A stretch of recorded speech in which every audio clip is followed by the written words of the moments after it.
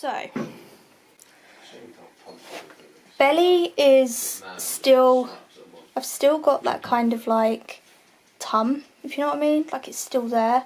It's going to take a while to go down, they did say that obviously, because she was a big girl.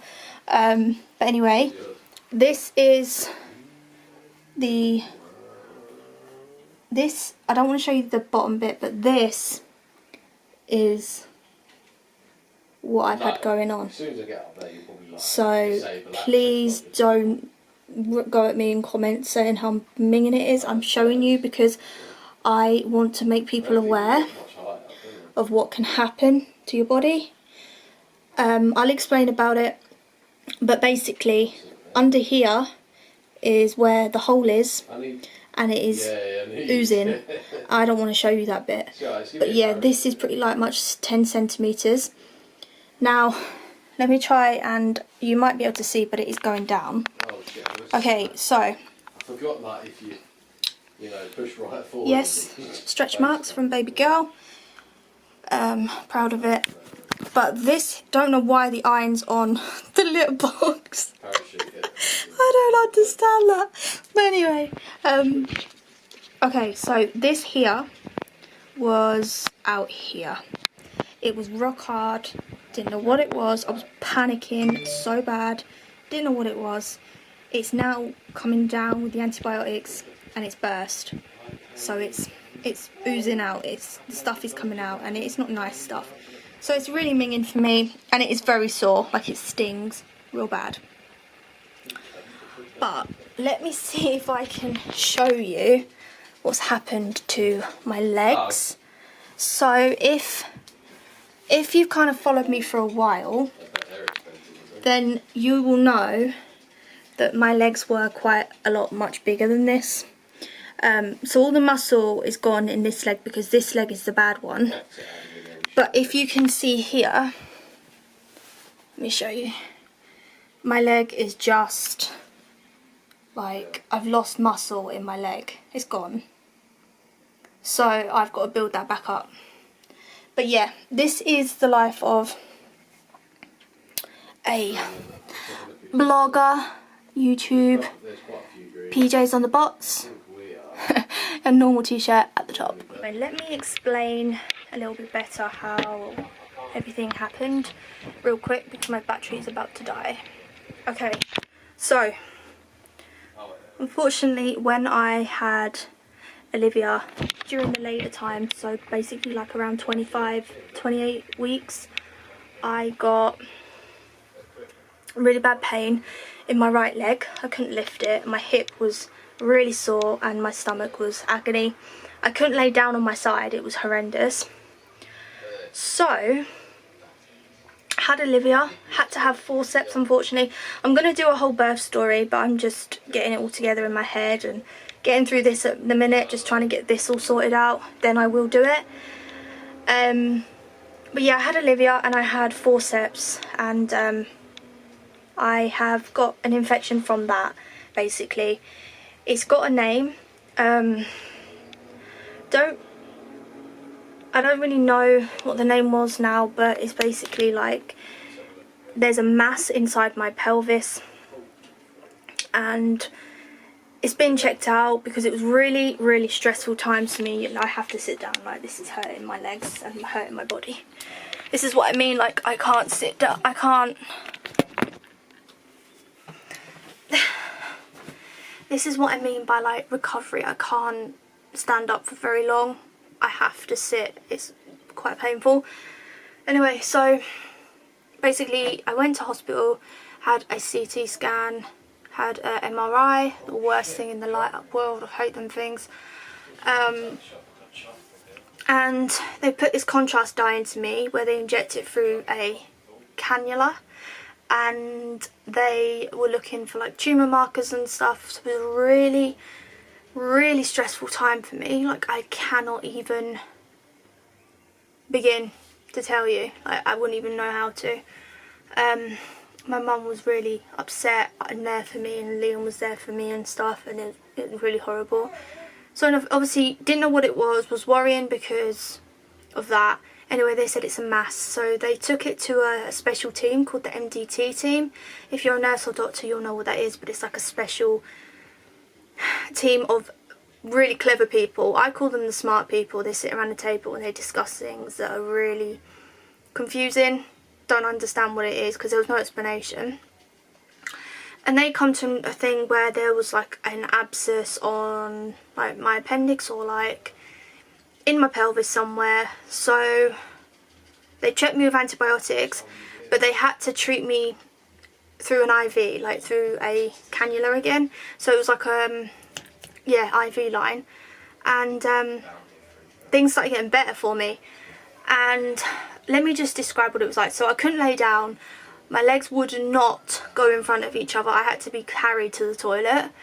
I couldn't pick up Olivia. I couldn't even cuddle her. I was in so much pain. And anyway, so I started having these tablets and then my back started feeling a bit better. So I begged to go home because the coronavirus started to come around. That's when the nurses started talking about it. So I begged to come home and I wanted to be with Olivia and Liam. And they said, that's fine, you'll just have to be treated as an outpatient with antibiotics from home. So I went on to them, and then I started to progress really well. Still didn't know what it was, so I was still having more scans. Then I went back for another scan, and they'd done another MDT meeting, and now they are saying that the mass is not like a cyst or anything. It's nothing like, you know, bad, sinister, should we say. It's not a tumour, it's not a cyst. It's a form of, I don't know, fluid tissue, but it's an infection. Now, this infection, like I said, is pretty rare. People don't get it that much. 3 ladies have had it in the past year, and I'm the 3rd one. So I feel weird. I feel really weird, and I feel kind of embarrassed because when Liam's family are like, what she got wrong, we explain it and it's like, what the hell. So anyway, this mass is an infection from forceps. Don't know how, but I was cut very, very deep with Olivia. I'm going to do my birth story, like I said, but I was cut very, very deep because things got really dangerous and out of control. So yeah, I came home and I couldn't walk, so yeah, so it makes sense. Anyway, so they've got me back on antibiotics, and I've got to be onto them. Sorry, I've got to be, I can't speak, I'm sweating in here. I've got to be on them for 6 to 12 months, which is a long time, but I'm grateful, you know, that I haven't got to have immediate surgery or something like that. I would rather be on antibiotics. So that's what I'm doing now. I'm on antibiotics and I'm getting better every single day. Touch wood, please pray for me. But during the time of the whole waiting to hear back what was going on, when I came home and I couldn't walk, my body was slanted to the right. So like I was, obviously you're supposed to be straight, and I am now, but my body was like that, like my hip and my stomach was connected, like everything, I was just like that basically. Hey Snugs, I was just like that. Really strange. I had like weirdest posture ever. Anyway, as I was starting to take antibiotics, I got my body straight again. As my body got straight, in that section where it was kind of sort of pressed together, this lump appeared. And this lump was like I've showed some of my friends and my family, was probably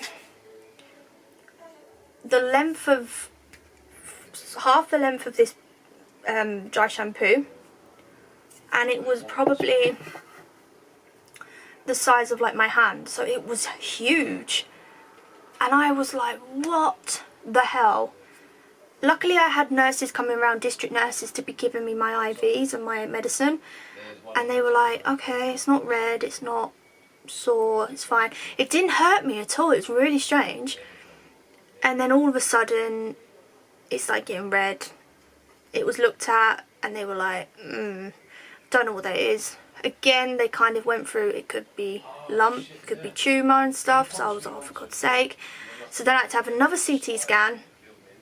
And then it was just like really hard for me. I just could not stop crying because I was just like waiting for phone calls, waiting for results, waiting for blood test results.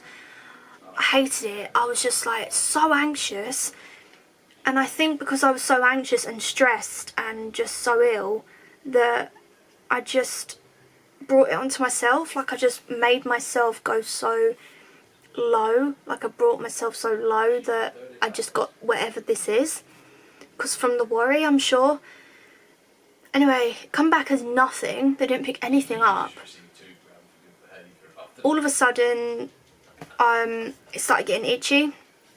So I was like, interesting. Now, me and my mum have both had shingles, and that was the exact same symptoms. Like, it was itchy and it was stinging. So I rang my doctor and he was like, it could be shingles because a blister formed. And it's disgusting. Really disgusting. It was like hanging there and it was huge. From this lump was that big, so imagine how big the blister was. I absolutely hated it. It was hanging there. When I walked, I could feel it was minging. I could feel it. Anyway, within that, so I was due to see my gynecology doctor the next day, and I was begging for this thing to pop because I did not want to have it popped. I don't like things to be intervened with. Like, I like things to get it done by itself. If my body's going to do something, I want it to do it itself. Like when I was induced with Olivia, I would rather my body have gone into it naturally than be brought on like it was. But it is what it is. And luckily it popped. I woke up and I went to my appointment and they were like, oh, what is that? So they dug this swab into this blister hole, and they were like, oh, there's a lump and stuff. And I was like, yeah. And they were like, I don't know what that is. Maybe it's cellulitis. Done some swabs and nothing's come back. So it's really strange. And now it's just healing really well. I've been to the doctors. It's healing really well. I've just got this dressing over, but it is still bringing out, unfortunately, like pus and blood. So I'm just getting on with it, you know, like there's nothing I can do. There's nothing I can do. I'm just grateful that it's nothing sinister and serious, as far as we know, and that it's going down. It's now kind of like the size of, I don't know, maybe a little bit smaller than that. Yeah. So from what I was showing you to that is a big improvement in a month. But I've been scanned, you know, I've been looked at for certain things, so it's really been a weird thing. But what I'm saying is the reason I'm telling this story is because anything can happen. Like, my body has shown me that. Because just, like, if you feel like something's wrong with you, or you feel you've got pain and nobody's listening and everyone's saying everything's fine, you'll be fine, just take some paracetamol, blah blah blah, and you ain't getting better and you feel like you are suffering and getting ill, please don't leave it. Like, keep pestering, because if I didn't have gone to a different doctor, which is a completely other story, but if I didn't have gone to another doctor, I would have possibly had my organs like fail, because this mass made my kidneys flare, my organ, So I'm just going to finish up on here on my phone because my camera's died. If I didn't have had that discussion with my doctor and have like bloods done and stuff, then I would have, yeah, so I was saying that my liver like enlarged really big, everything. My appendix was leaking. So if I didn't have got that done and been proactive, oh, whoops, I never vlog on my phone. If I wasn't like proactive about it, then I would probably be in that situation still or worse off. And they've said that this could have killed you, because it was really out of control. It just escalated so quickly. So yeah, the reason I'm sharing it is because just please take precautions when you just please push, like just push for things to be done. And if you don't feel well and you're not right, just don't accept it. If you're sat there and you're sweating and you don't know why you're having sweats, and it's just like, oh, it's because, I don't know, of your age or something like that, it might not be, and it might be something serious. So if you feel like something's not right with your body, most of the time your gut instinct is the one to listen to, because I'm telling you, my mum was like, it could be this, it could be that, and then the doctor was like, oh, it's probably just like a hip sore, like it's out of place, muscle spasms and all that. I went to physio, all of that, and I was like, nah, like there's something wrong. My body, I can feel it inside of me. And yeah, it's a weird one, but yeah, I'm sharing it, and it is embarrassing for me.